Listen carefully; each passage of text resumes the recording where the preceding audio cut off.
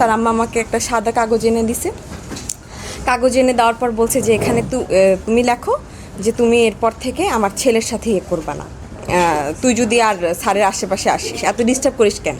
সে এই টাইপের মানুষ, সে তো মনোরঞ্জন করবেই, বিভিন্ন মেয়েদেরকে নিয়ে থাকবেই। যাই হোক, তারপর যখন আমাকে তার আম্মার কাছে নিয়ে যাওয়া হয়, তার আম্মা আমাকে কোনো ওই টাইপের কোনো আচরণ করেনি যে ওকে মারো বা সামথিং। আমাকে বলছে আমার ছেলে আশেপাশে থাকবে না, যদি থাকো তাইলে আমি অ্যাকশন নিব, মুনিয়ার যে অবস্থা হয়েছে ওই অবস্থাটা তোমার সাথেও হবে। আফটার দ্যাট ওইখানে তার আম্মাকে প্রভোগ করার জন্য এখানে কিছু লোকজন ছিল যে এটা করে, মুকুল নামের আর আব্দুর রহমান জীবন নামের ওই দুইজন লোক, যারা কিনা আমাকে মারতে মারতে তার বাসা থেকে তার আম্মার বাসায় নিয়ে গেছে বিচারের জন্য, যে তুমি তো থামবা না, তুমি তো সানভীর সাহেবের কাছে যাবাই, বসের কাছে, তো তুমি তার আম্মার মাধ্যমে করো। তার আম্মা আমাকে একটা সাদা কাগজ এনে দিছে। কাগজ এনে দেওয়ার পর বলছে যে এখানে তুমি লেখো যে তুমি এরপর থেকে আমার ছেলের সাথে করবা না।